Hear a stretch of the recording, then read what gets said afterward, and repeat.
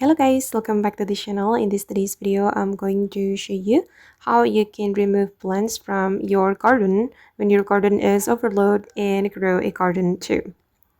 Okay, let's get into it guys. Basically, we can remove plants from our garden with shovel. We can click on the shovel to equip it and then select a plant that we want to destroy. For example, I'm going to destroy my blueberry. So we're going to tap and hold on the blueberry like this, and then you will get this message. Dig this up. The shovel will permanently remove this from your garden. You won't get it back. Okay, and then I'm just going to cancel because I don't want to destroy my plants. This feature is helpful if we have a lot of plants in our garden. Meanwhile, the garden space is overloaded.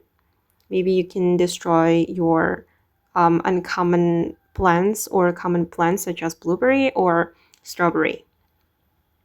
Okay guys, and that's how we can remove plants or destroy plants and grow a garden too. I hope this video will be useful for you. Thank you so much for watching and bye.